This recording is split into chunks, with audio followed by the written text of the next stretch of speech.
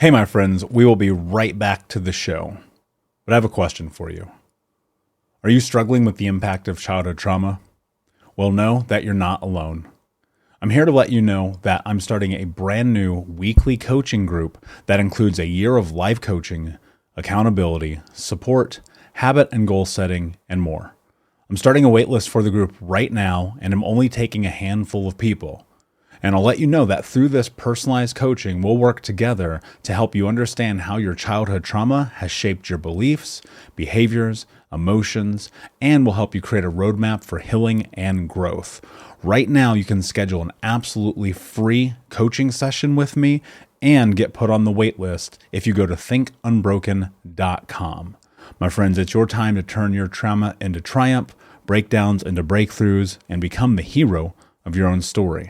And I'm here to support you in doing that. Just go to thinkunbroken.com to register for a free coaching call with me and to get put on the wait list for the brand new weekly coaching program. We'll be right back to the show. But before we do, I want to tell you about today's sponsor, factormeals.com, where if you go to factormeals.com/unbroken50 and use the code unbroken50, you can get 50% off your first order. That's factormeals.com/unbroken50. If you're like me and you are a person who is busy trying to create a life, heal, work on their health, wealth, and relationships, and not to mention deal with the day-to-days of normal life, you do not have time to be going to the grocery store and trying to figure out what you're going to cook every single day of the week. In fact, one time I did the math and I realized I was spending over 15 hours a week at the grocery store and cooking. When I added Factor, I got to use that time for myself, for my family, for my friends, for my community, and for my business. And so if you're in the place where you need some more support in the kitchen, head to factormeals.com/unbroken50 and use the code unbroken50 to get 50% off. Hey, my friends, we will be right back to the show. But I have a question for you. Are you struggling with the impact of childhood trauma? Well, know that you're not alone. I'm here to let you know that I'm starting a brand new weekly coaching group that includes a year of life coaching, accountability, support, habit and goal setting, and more. I'm starting a waitlist for the group right now, and I'm only taking a handful of people. And I'll let you know that through this personalized coaching, we'll work together to help you understand how your childhood trauma has shaped your beliefs, behaviors, emotions, and will help you create a roadmap for healing and growth. Right now, you can schedule an absolutely free coaching session with me and get put on the wait list if you go to thinkunbroken.com. My friends, it's your time to turn your trauma into triumph, breakdowns into breakthroughs, and become the hero of your own story.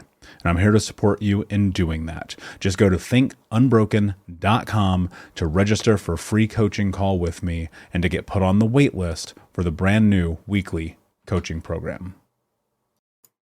Hey, what's up, my friend? Before we get into today's episode, just want to take a moment of your time and tell you about the 30-day Think Unbroken small group trauma healing challenge.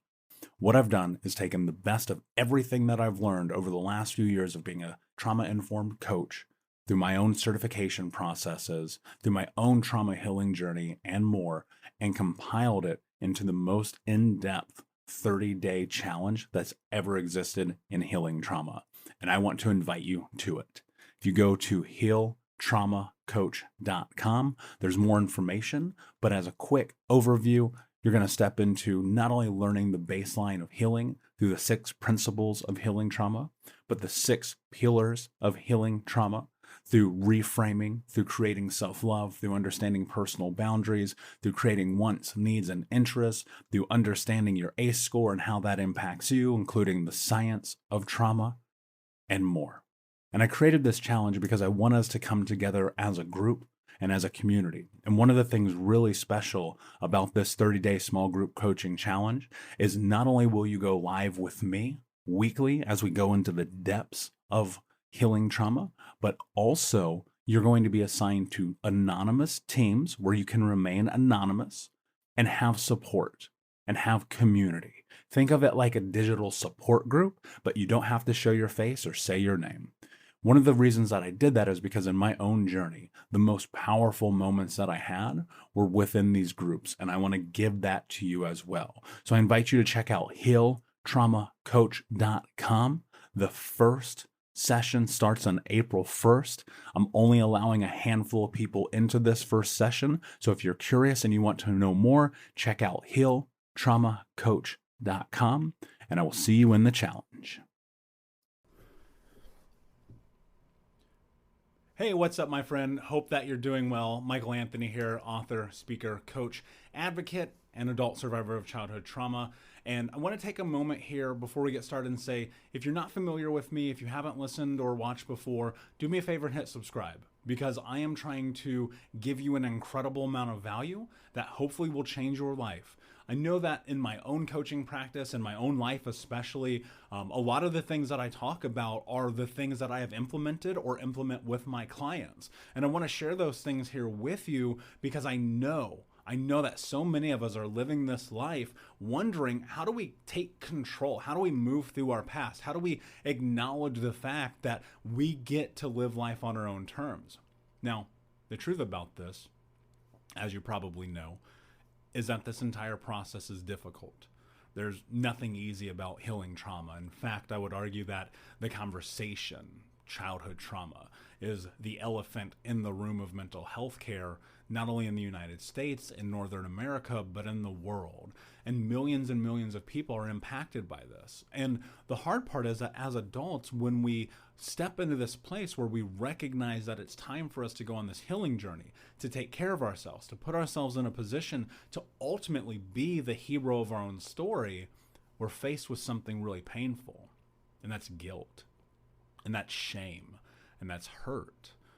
And the truth about this is that when you stop and you think about life and you reflect on the experiences of your life leading up till this moment, then you've probably had countless experiences in which shame and guilt and hurt overshadowed everything that you did. You were never good enough, never strong enough, never capable enough. No matter how good you did in school or in sports or on that art assignment, there was always something on the backside that made you lose worth. And in that, you started validating your reality and who you were and your ability to be you based on other people. And you looked at your life and you said, my self-worth must be tied to how this other person views me. Now, the hard part about that, many of us come from backgrounds of abuse and dealing with narcissistic parents or bipolar parents or parents with mental health issues. I'm one of those people, or worse, right? And so now we find ourselves as adults sitting here looking at, reflecting on our lives and asking, well, how do I move through this? Because everything that I understand and feel about myself is intertwined and intermingled with shame and guilt and this response of unworthiness in everything that I do. One of the hardest truths about this process that I need you to understand, and this isn't going to be easy to palate. And to be honest with you, I don't think most of the things I say are. This isn't meant to be easy. It's only meant to be the truth. And the truth in this entire process and everything that you do is that from this moment forward, you get to make a choice about the way that you think about yourself in the world. Now, the lead up, the ramp up, the build up, all of the moments till that happens where you sit in this and you go, okay, I'm in control, require a tremendous amount of work. It requires a tremendous amount of effort. It requires a tremendous amount of every single day showing up for yourself, living in accordance with your wants, needs, interests, and values. And yet, even though you may do those things, you experience shame, you experience guilt. I think it's totally reasonable, and I don't know that a lot of people will say that. I have myself felt a tremendous amount of guilt and shame in my own healing journey because I looked at my life and I said, why do I get to be so lucky? Why, or even worse, why do I get to be so unlucky? And I think about that a lot. And what I've come to understand about not only myself, but the world is that shame, if you allow it to exist, will become a self-fulfilling prophecy. You're in a position right now, you're in a very unique and beautiful position where as you move forward in your life, you get to start to set the parameters. You get to start to set how it looks and then move towards those things with the understanding that this is the person that you want to be. Now, how do you deal with shame? How do you deal with guilt in this? I think the first thing that you have to acknowledge is that a lot of those emotional responses to the things occurring in your life right now have been embedded in you, and worse, ingrained in you, programmed in you from your fucking childhood. Like, the reality, the truth of this is that the fucked up, terrible things that happen to you were often parlayed with, you deserve it because you're not good enough. This is what happens when you act that way. I was sharing with one of my clients the other day about this experience in which I had written, this is really funny, I'm going to share something with you guys. I'd written this book.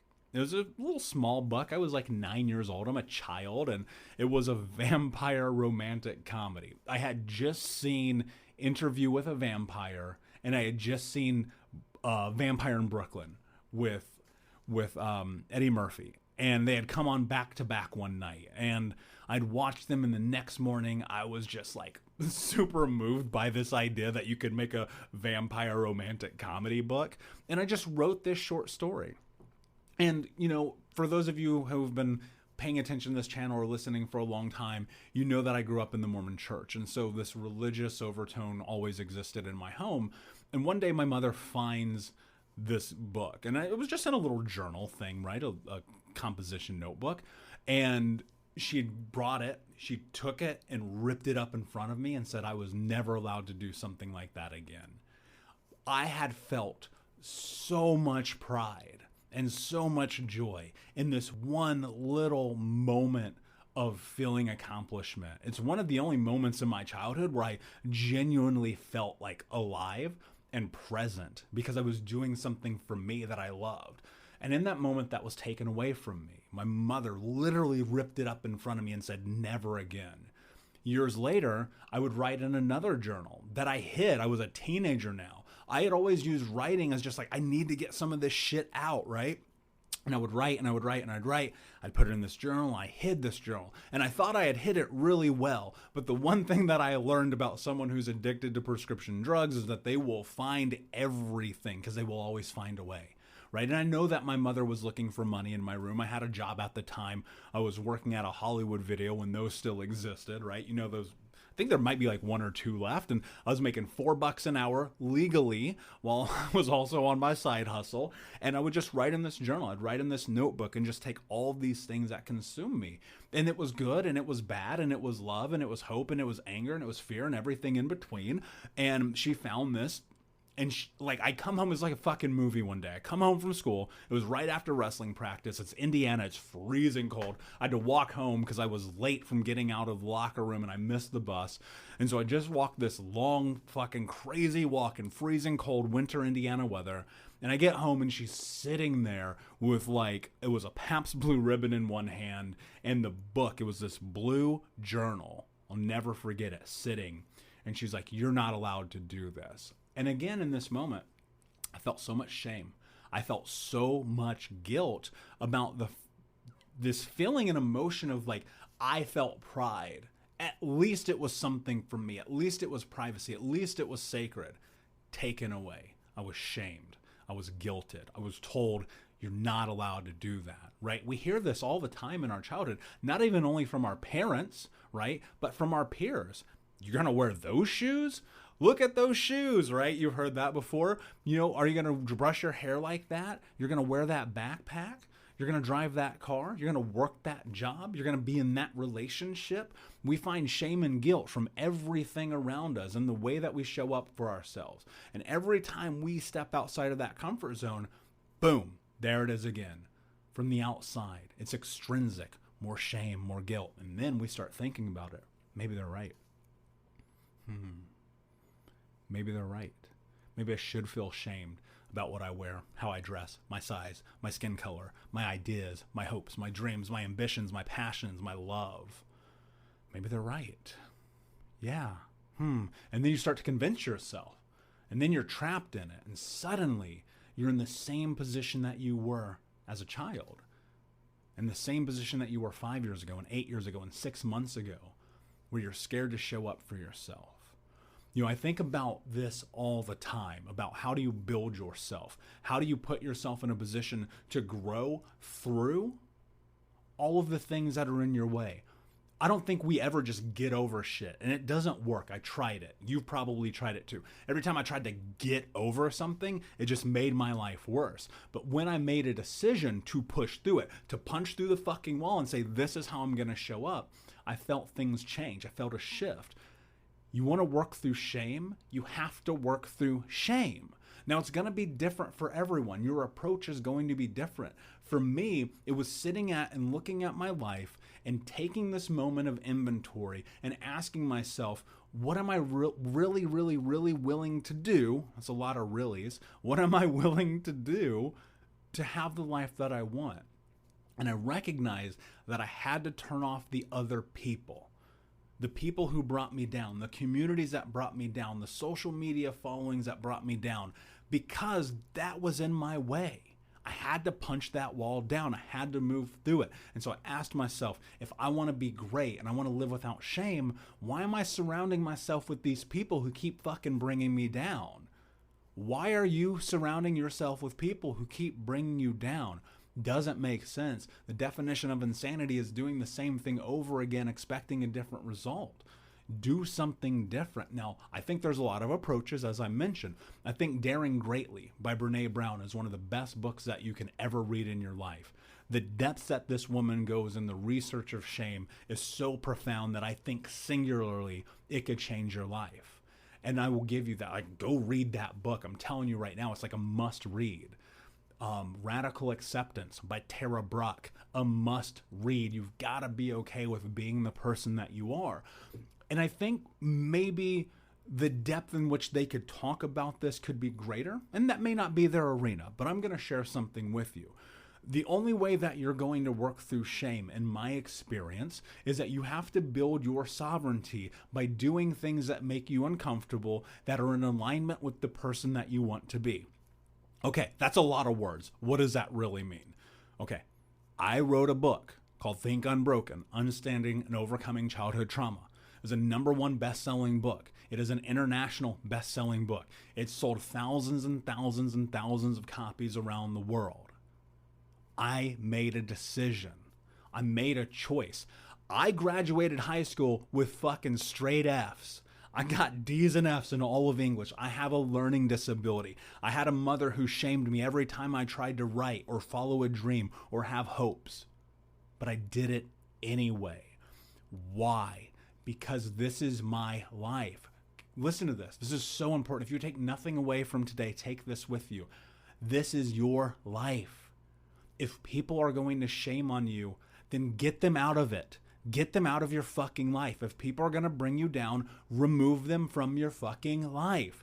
Start stepping up for yourself. Now look, some of this is personal responsibility. Some of it's about boundaries. Some of it's about action. Some of it's about self-actualization. But ultimately, it all comes down to decision. We have to build our sovereignty through doing things that are difficult and uncomfortable, because that is ultimately the way that we grow. If you want to be great in your life, you can't let people bring you down. And I know it's embedded in you. I know it's ingrained in you. I know that you deal with it every single day of your life. But the reality is you're gonna have to make a choice. You're going to have to make a choice. Are you going to live life terrified of the potential that you could have because you're worried about what other people think or say or do? Or are you going to put your feet on the ground and say, you know what? I'm going to see what happens. And if they ridicule me, fuck them. Watch me. Watch me do this for me, because I believe in this. And look, it's going to be difficult. There's nothing harder in the world than moving through shame and guilt, because it sits there like this little annoying fucking voice that always just kind of whispers in your ear. And the way that you get rid of that voice, the way that you make that go away, is in those moments when you're questioning and you're thinking about making a decision that your heart says yes to, but that little voice shows up.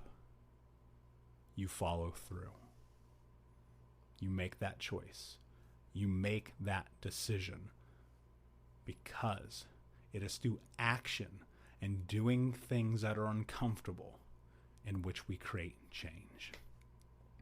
I hope this was helpful for you. I hope that you take something from this today. And do me a favor, subscribe, leave a comment, leave a review. I want to have a parlay with you about this. I want to answer your questions and I want to help you on your journey. And if this has been helpful for you, I want you to do me a favor and share it with someone else in your life. And until next time, my friend, be unbroken. I'll see you. Have you read my book, Think Unbroken: Understanding and Overcoming Childhood Trauma? If you haven't, then now is the time, because I am giving away free copies of my book, Think Unbroken, for the rest of the year. All you have to do is go to traumahealingbook.com to get your free copy.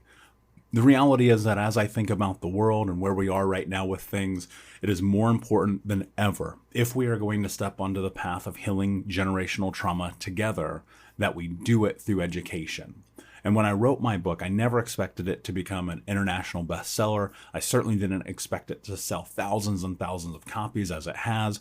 And the one thing that I know to be true about this experience is that the more people that read it, the more impact we can have on the world. And so I invite you to read it for free at traumahealingbook.com. I only ask that you cover the shipping and handling. And the reason is because, I'm just a regular guy. I'm not a millionaire, and I would go into debt if I gave everyone in the world a free copy of my book. So I'll cover the book, you cover the shipping and handling, you grab your copy at traumahealingbook.com. And I'm so excited to have you on this journey and this mission to think unbroken. Hey, my friends, we will be right back to the show. But I have a question for you. Are you struggling with the impact of childhood trauma? Well, know that you're not alone.